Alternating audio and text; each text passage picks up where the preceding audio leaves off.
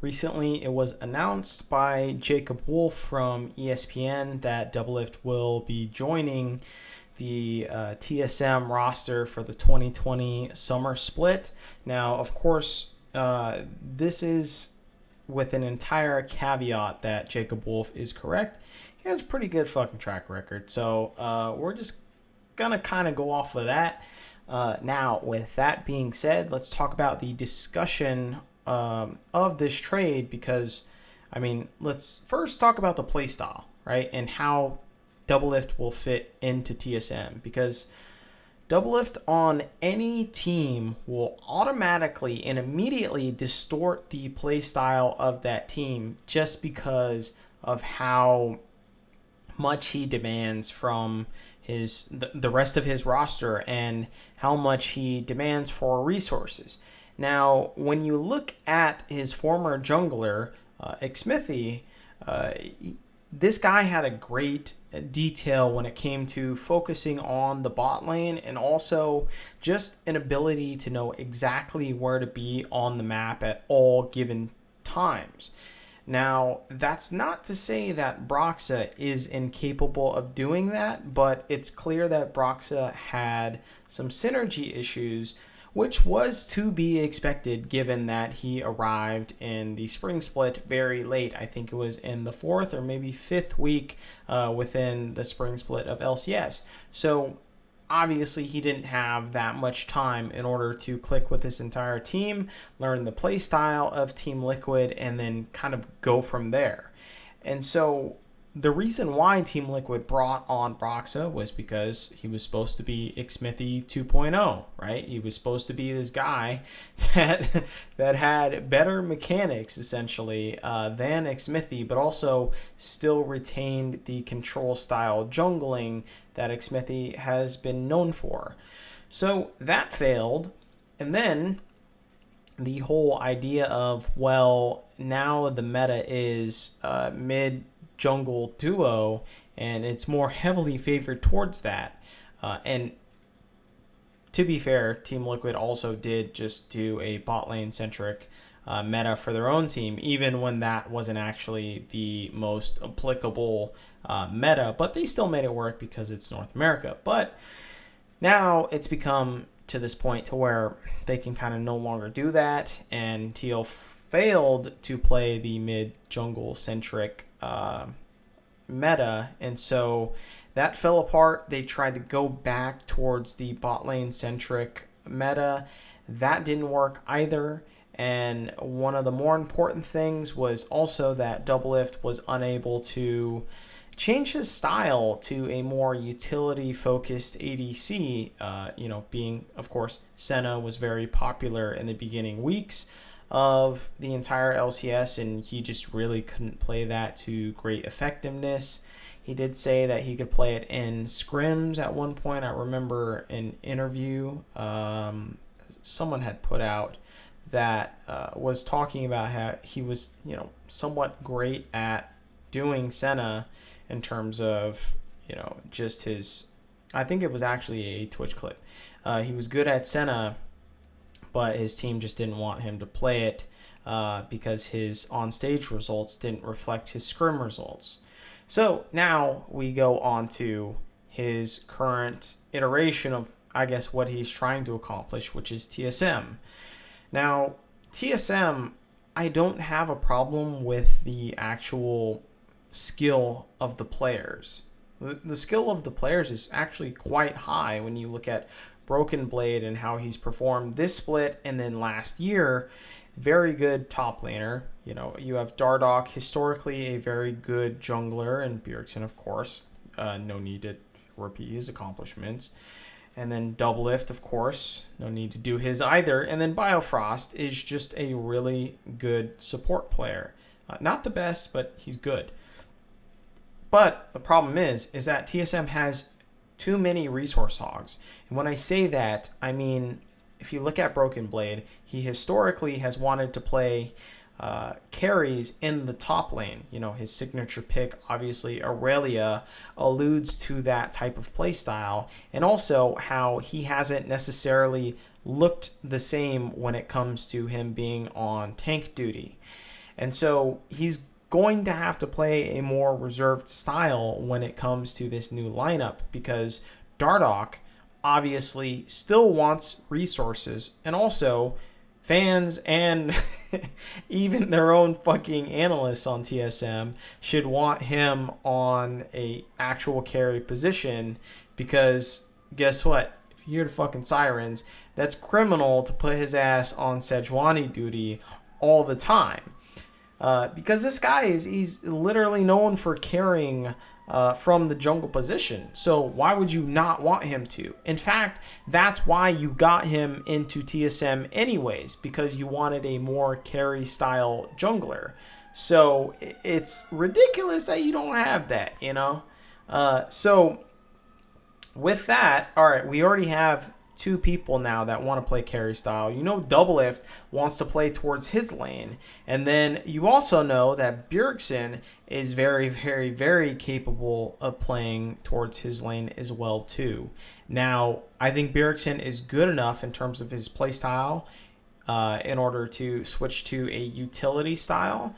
That's not what a lot of people like to see, but that doesn't mean that he's not good at it. Let's just get that straight, because, yeah, sure, he played Zillion in the playoffs, and that was kind of a detriment to his team, but that is also with the caveat that his other teammates didn't step up in terms of just trying to snowball the game and also take their own leads.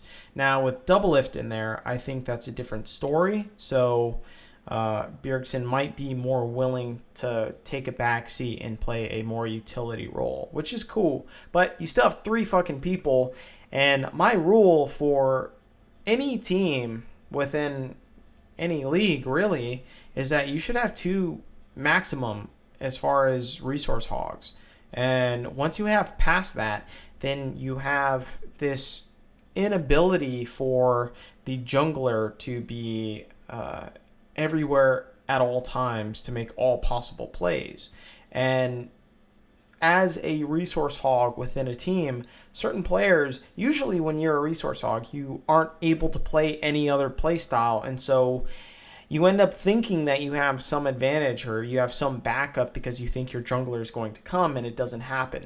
So that's why I think a lot of teams don't work when it gets past two players being very resource heavy. Now, another thing should be said, of course, with Doublelift adapting very slow to the spring meta, it should not be forgotten that if he does well in the summer, I don't think it's necessarily indicative that Team Liquid held him back. In fact, it might just be a shift in the meta to where it goes more towards bot side, to where he's more enabled, right? Like a pick such as Senna is not as powerful in summer as it was in spring. So therefore, maybe Doublelift should be a little bit better because you don't have to waste a ban on that. And second of all, you don't have to force Doublelift to play that if it's open. So with that said, if Doublelift does play a little bit better, given the circumstances of the meta, I don't think fans or analysts should jump to the gun and just say that Doublelift was held back by Team Liquid, or that also, adversely he's better in the environment of TSM. I just think you have to take into the context of the actual meta and then kind of determine through a little bit of the eye test and also through champions played and how he's actually performing. With that said, do we know if Doublelift is going to be clearly satisfied with playing with a worse support? And I say that pretty much objectively. Will he be able to downgrade from Core JJ to Biofrost? Now, that's not saying that Biofrost is a bad player. Like, I hate when people take words like that out of context into where you say someone is just worse than someone else. That doesn't mean that that other person is fucking bad. Comparing Michael Jordan to, like, I don't know, fucking LeBron James, right? Like, all right, now there's the debate, but, some people view Michael Jordan above LeBron James. But regardless, even if you say one is better than the other, that's not calling the other person shit. Anyways, side point. But will Doublelift actually fare well with a downgrade, which I think a lot of people, regardless of, that example of Michael Jordan and LeBron, they're pretty fucking close. But will he be comfortable having a person who might not go for the same plays as Core JJ would have gone for, and maybe at the play or the level that Core JJ would have gone for, and he's willing to accept a less aggressive support player when it comes to this, when he shifts over to Biofrost. So that's going to be another determining factor when Doublelift joins this team as far as playstyle is concerned. Don't worry, I'm gonna get to the entire personality issues and Lana issues, which, let's get to it. Personality issues, Dardoch and Doublelift. That's probably the biggest concern I think that a lot of fans and analysts and outside perspectives have for this. Will they be able to not butt heads to the extreme? Now, when you think of both of these personalities, Doublelift is very open. He's very straightforward. He's very blunt. Dardoch, same thing. He's very blunt. He's very straightforward. Maybe he's toned that down a bit, though, in terms of the toxic regard. And maybe he's even toned that down further so he doesn't get viewed as toxic, especially within an environment where he's working under, the legendary likes of Bjergsen and then now Doublelift. So will there be personality issues? And I think there might be too many cooks in the kitchen. And now don't YouTube that shit, because it's a very bad video from Adult Swim. Actually, you know what? Go do that. It's pretty hilarious. Dark comedy. So too many cooks in the kitchen. It might just be that Dardoch, Doublelift, and Bjergsen all have a strong voice within the entire team, and that's going to be too many voices talking about what the team should or wants to do. And so when you have that many people within the entire team, it becomes congested. That's the reason why TSM ended up going with Biofrost instead of Smoothie, right? You remember back in the very beginning of the season, they went with Biofrost because they figured that it would just be a better communication, right? At least that's what everyone had thought. And it actually makes sense in theory. Smoothie is this person that talks a lot, maybe even over communicates. And so you want someone that's on the other side of the spectrum, someone that doesn't communicate as strongly or as overtly.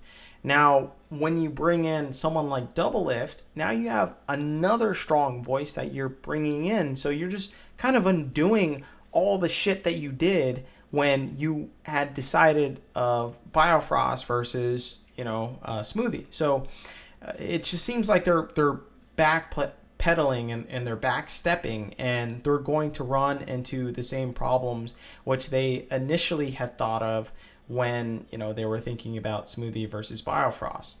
And whether you want to say that TSM got the better trade on that versus Smoothie for CLG, I think there's a lot more problems for CLG than just Smoothie.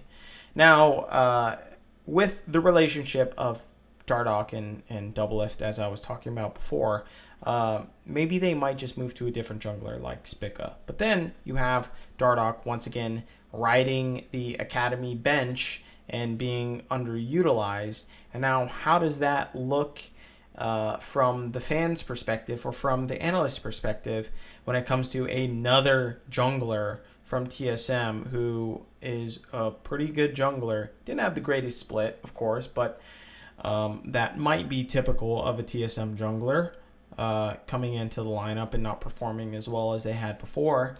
And so they get pushed to the wayside. And so I'm wondering if fans or analysts alike will view this as another TSM antic or TSM move to where they put their jungler to blame for their shortcomings, because I think it should be somewhat clear now that TSM has much more problems than just their jungler position after many, many iterations of a jungler.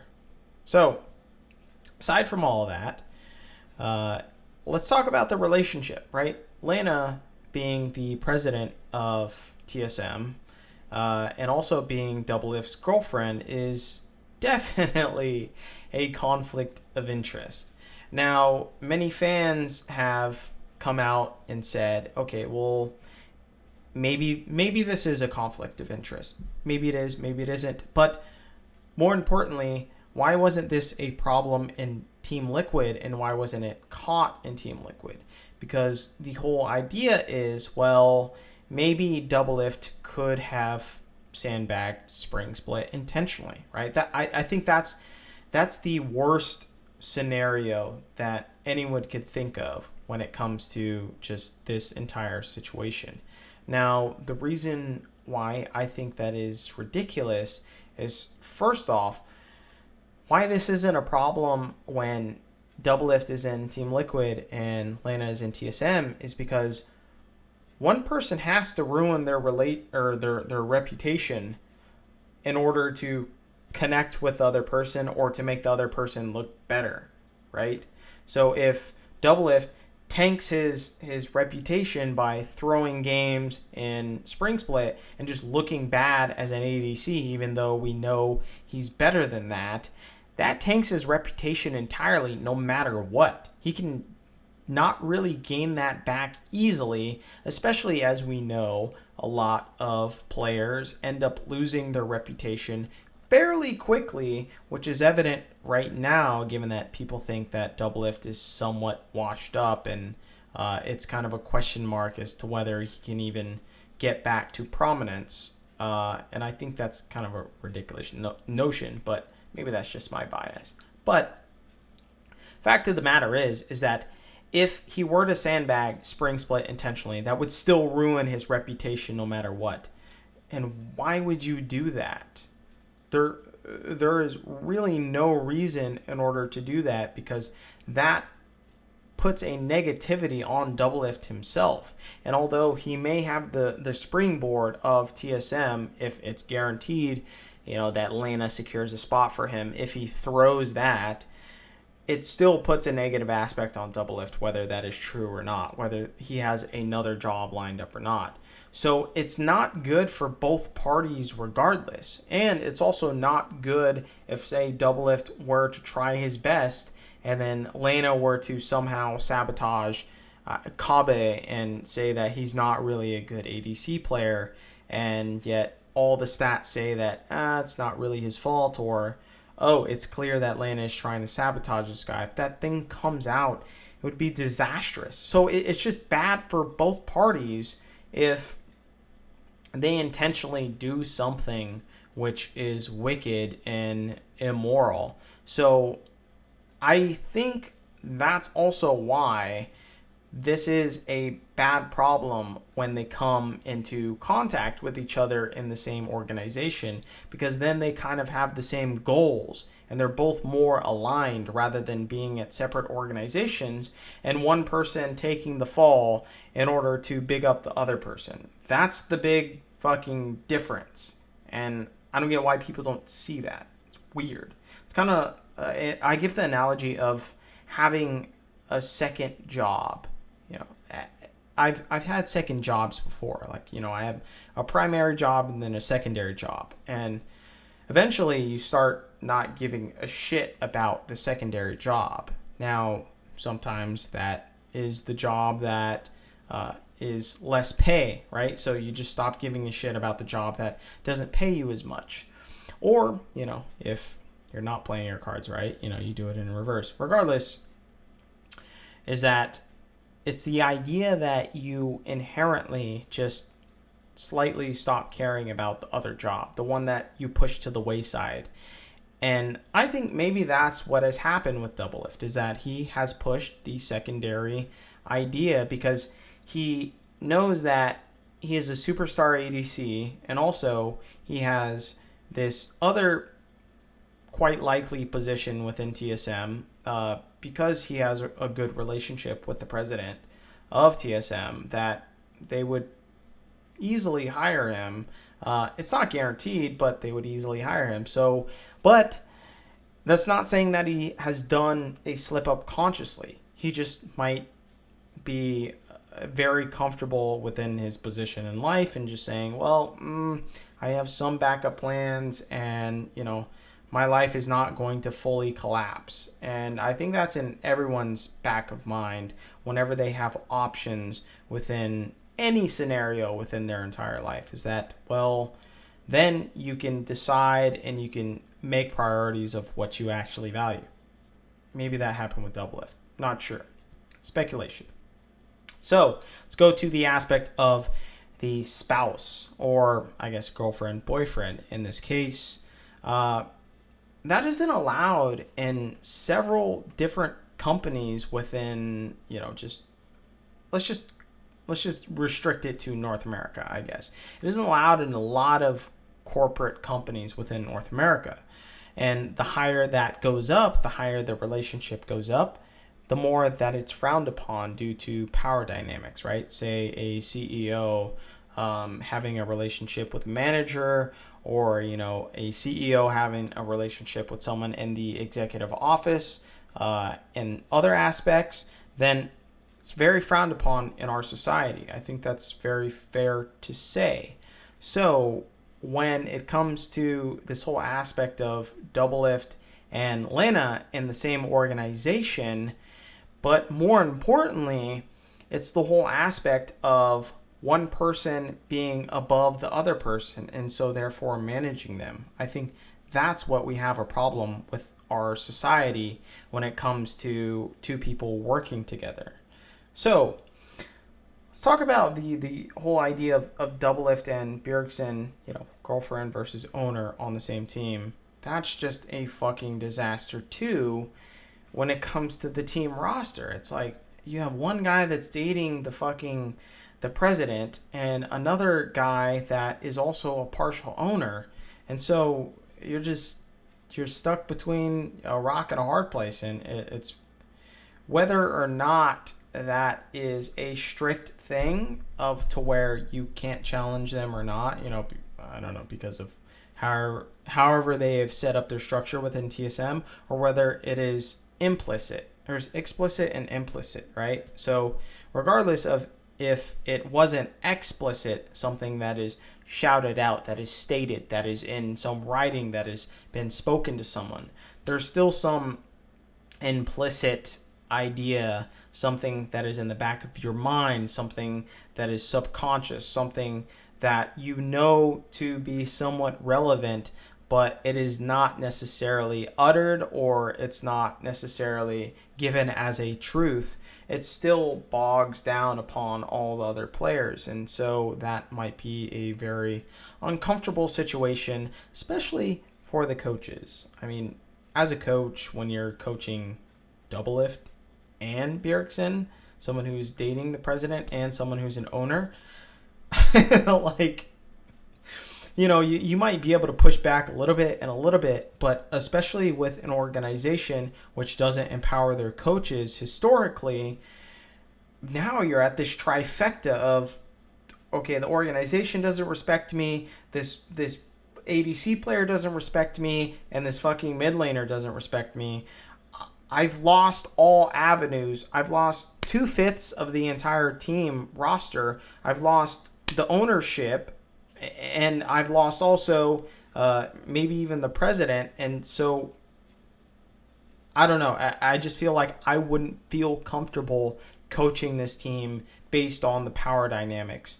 And as much, I guess, that TSM would try to take away that implicitness of what you think in your mind about those power dynamics, they're still going to slightly exist anyways, and that makes it very difficult to do your job as a coach. Now, this goes to the broader question, and I want to touch on this last because this is more of a philosophical thing, and it doesn't necessarily have to deal with TSM specifically, but it is something that maybe we should address as far as like a esports community is concerned, which is, does this then mean that girlfriend slash boyfriend can't be on the same team, right? And I think as an executive office, as someone in the executive office or as someone as a player, that should basically be prohibited. And also, the easy fallback plan of TL is just specifically not good for the league entirely, right? Is that it's this idea, or I guess TSM, is this idea that, cool, now you allow these two people in very powerful positions to get into the same organization. It just doesn't look good for both the people involved and also the organization involved, and then also maybe even Team Liquid involved in just suggesting this or giving this ability to allow this contract to go out. Because remember that Team Liquid actually also have the right to give up the contract to whatever team that they want, because they are still in control of the contract. So don't think that there is just this inherent blamelessness from Team Liquid that if they give it to a particular team, they weren't privy to the actual negotiations or terms when it comes to this. So now let's go back to the whole idea of relationships. Does this then bring in the question of acceptable relationships in the workplace? And I think this is something that extends beyond esports, of course, right? This goes to the corporate world. This goes to anything just in our everyday lives, And so, for instance, like I'm only going to say the ones that are very wide public knowledge, but Travis Gafford and Evil Genius's CEO, is that a very ethical and moral relationship? Is Monte Cristo, the content development or whatever for Cloud9, and then Lil Suzy, who was the previous GM for Cloud9, if they both work in esports, guaranteed if she returns, she'll probably hold a high position in some esports company, I'm pretty sure. But if that happens, then is that ethical that both Monte Cristo is holding a high position within Cloud9 and then Lil Suzy is in some other company or some other team within esports? Is that ethical? Because they're husband and wife. Like, is that correct? Is that morally sound? So I'd rather not bring attentions, to the ones or to the relationships that aren't incredibly public, but you get the point. Is it ethically sound for us to accept these relationships in the esports workplace, and at what degree is that acceptable? Is it acceptable for someone to be president and to be in control of everyone down below them, which then means a player? Is that acceptable for that? Is that enough separation to where it really doesn't matter at the end of the day? Is it cool if someone is from a different org and from another org and yet they have a relationship? Is there some sort of tampering or some conflict of interest during that period? So it's a lot of questions I think we need to ask as an esports community. I'm not saying one is more correct than the other, but it's also another question to ask. Well, what right do people, fans, analysts, teams, riots have to say who can fall in love with each other and who can't? It's also another big thing. So, just for the record, I don't think a player should ever be allowed to be an owner. I think it creates a really bad dynamic. And also, I think that it's a little ridiculous that Riot ended up changing their rules to allow a player to be on a current roster within a team and still have ownership or whatever, because that wasn't a rule back in the day. I'll link one of my articles in the description below talking about specifically the TSM Bjergsen ownership deal, but also know that Sneaky, of course, was revealed to have ownership within Cloud9 too, but I think it's just morally unethical for teams to do that, and also a bit of conflict of interest when it comes to other players joining that roster. But all in all, I feel bad for Kaveh. I mean, this guy, he's at the back burner. He didn't really do anything wrong. Sure, he didn't perform fantastic in TSM, but at the end of the day, he didn't perform badly in TSM either. And now he might possibly be getting the boot because a superstar ADC wants to join this team who has a bigger brand than him. So I think that's very unfortunate for Kaveh. I hope people don't hold that to him. I hope fans don't hold that to him, and analysts specifically and GMs from other teams don't hold that to him, because it seems like he just didn't reach the peaks that he could have, and also he actually didn't even have that bad of a split anyways. So with that said, this whole TSM debacle is very complicated, and I hope that we can kind of have a discussion about this and kind of unravel the actual nuances when it comes to TSM and Doublelift joining forces once again.